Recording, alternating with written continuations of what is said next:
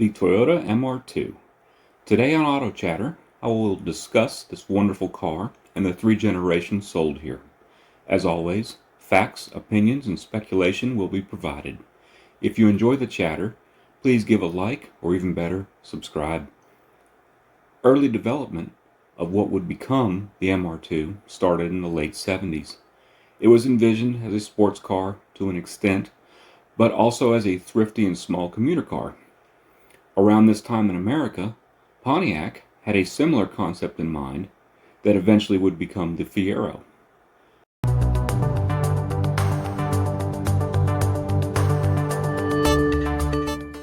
The MR2 was a mid-engine car, not to be confused with what VW did with the Beetle or the Porsche 911, which were rear-engined. The weight balance front and rear tends to be about perfect with a mid-engine layout, allowing for excellent balance when cornering. Toyota basically took a front-wheel drive engine and transmission platform and put it behind the driver instead of what's traditionally under the hood in front of you, and it drove the rear wheels. MR2 stood for midship runabout two-seater, and we got the first one in the US for the 1984 model year. Power was modest at around 112 horsepower, but this car only weighed about 2,350 pounds, or about the weight of a current Mazda Miata. 5-speed manual was standard, and automatics became optional in, I think, the next model year, so it would be 85. 4-wheel disc brakes were standard. In 1984, they started off around $11,000 MSRP, which is about $31,000 in 2022 money. Its most obvious competitor then was the Pontiac Fiero, which also debuted for 1984. It was a little cheaper, starting around $8,500, but only had 92 horsepower from its wheezy 4-cylinder that didn't like to rev like the MR2's engine. The MR2 could hit 60 in the high 8-second range, while the Pontiac took over 11. The MR2 also didn't have the possibility of catching fire either, but that's for another episode. T-tops became available in the MR2, I think, around 1985. Now, around 87, we got an optional supercharged model. The new engine got the pony count up to 145, quite good for a small car then, and 0 to 60 per Car and Driver magazine was 6.5 seconds. It weighed a bit more than its cheaper non-supercharged version that was close to 2 seconds slower to 60. A supercharged model could run you over 19,000 optioned up, which is about 50,000 today. Pontiac had a counteroffer to the supercharged MR2 with the Fiero GT model. It had a V6, but had about the same horsepower and wasn't quite as quick as a supercharged MR2. 88 was the last year for the Fiero, but the MR2 would live on, with the 89 being the last year of this generation. MR2s were fun cars in corners due to the mid-engine design and lightweight. If you had a mid-engine car then that wasn't this or a Fiero, it was probably something really expensive. MR2s were quite reliable and used a lot of off-the-shelf parts from other Toyota models. It wasn't ideal for trips to the grocery store, but that wasn't what this car was about. It still managed to be more practical than the 3rd gen, which we'll discuss a little later. Sales were good for the 1st-gen MR2s in the US. They sold about 37,000 of them for 1985, but it slowly dropped after that, peaking only at about 8,200 units by 1988.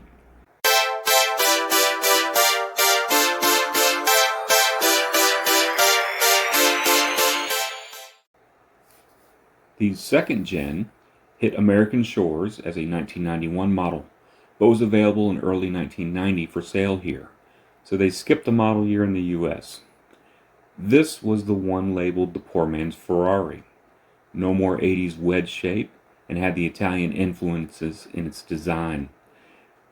The car got larger and heavier, getting to the 2,600 to 2,900 pound range depending on the model. You could get T-tops or a removable glass panel sunroof. They provided locking points under the hood to secure whichever removable roof option you had. 2 models were available, with the base car having a now larger 2-liter, 130 horsepower 4-cylinder in 5-speed or automatic transmission. The other one was the one you wanted, a turbocharged 2-liter power plant with 200 ponies on tap in the US and was manual transmission only. The Japanese ones had a little more power. The MR2 Turbo had a few visual cues that were hard to tell at first glance that you stepped up. I think the fog lamps were turbo only. The engine vents on the rear deck lid are raised instead of just flat. And there was a body color badge on the trunk lid that said turbo. The rims were a little different too. 0 to 60 on a turbo model was around 6 seconds flat, which could beat a Mustang GT then. It was faster than a Super Turbo then as well. We are a few years before the famous 93 twin turbo Supra debuted. These MR2s could be dangerous though. Being mid-engine and powerful, if you went into a turn too fast and slammed the brakes, you could lose control of the car as the rear end would get light and start coming around. Snap oversteer could happen when, after hard braking and the rear going out, you try to correct it and it very quickly kicks back the other way. I think for 1993, Toyota made changes to the suspension to help avoid this from happening. Diehards didn't like it, but this car could bite you back hard if you were not a seasoned enthusiast on the track. The limits of this car were impressive, but you didn't get much warning when it arrived. We're talking early 1990s, so traction control wasn't a thing. They did have ABS brakes, and that may have been optional then. Only one airbag too on the driver's side to start. MSRP at launch started around $15,000 for a base model, and the turbos were about $19,000, which was about $32,000 to $41,000 today. The car magazine reviews were favorable, but often, as it is with enthusiast cars, there's just a lot more people who bought a Camry instead. 1995 was the last year we got this model.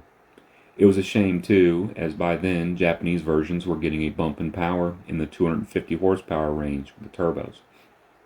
First year sales were good, around 17,500 models sold, but that was also a long model year as there were no 1990s and the 91s came early.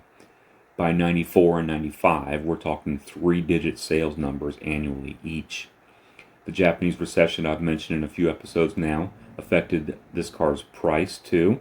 95 models started around $25,000 by the end, and turbos were now over $28,000.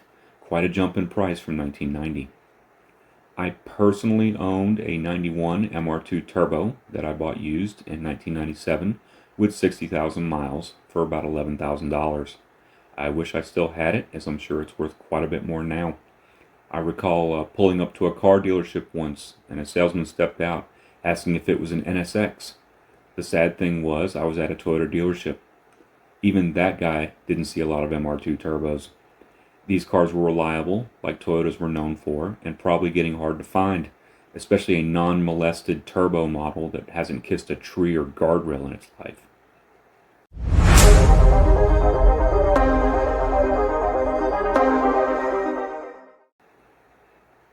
The third gen we got for the 2000 model year. These were now called MR2 Spider in the US. This was the oddest of the three in my opinion. The first two definitely seem to follow each other as far as car evolution goes. This one though, it was definitely a departure. It came as a convertible only and was small, like 2,200 pounds small.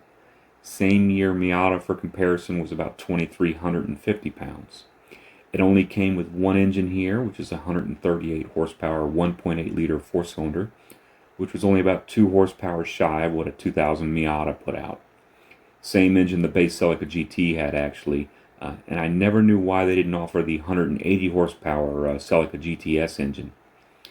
0 to 60 wasn't as impressive as the previous turbo versions, just under 7 seconds to 60 now, about the same as what a Miata was then. There was 2 transmission options, a conventional 5-speed or an automated manual transmission. You pulled the stick backwards or forward to shift up or down, and there was no clutch. It's a system like you see on a lot of modern supercars. The top was manually operated unit that you could easily open and close without getting out of the car, just like a Miata. You grab the release lever, pull the top up, and clasp it in place with two latches, one being on the driver's side and the other on the passenger. Styling wise, I guess they were going for a 7/8 scale Porsche Boxster, but the taillights and headlights were almost comically large, throwing off the proportions of this car in my opinion.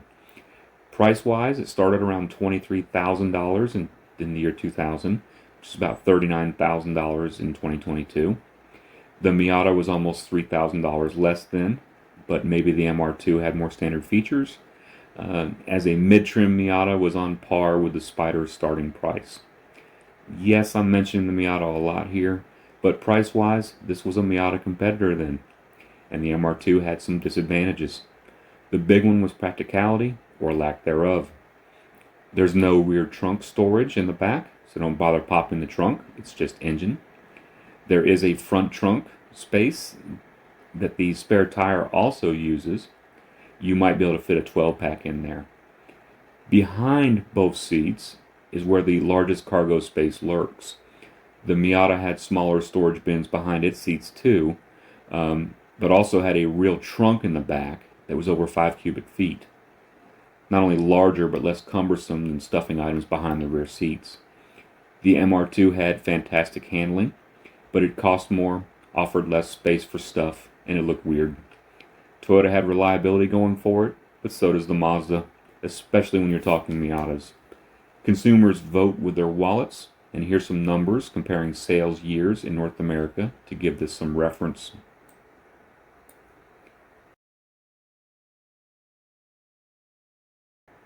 Miata is always the answer. After the 2005 model year, Toyota pulled the plug on the MR2 and the Celica here. As of this writing, the MR2 has not returned. The Celica kinda did. The Scion FRS, later referred to as the Toyota 86, is a spiritual successor to the Celica. More so than a limited run drifter legend 80s Corolla, in my opinion, but Toyota marketing says otherwise.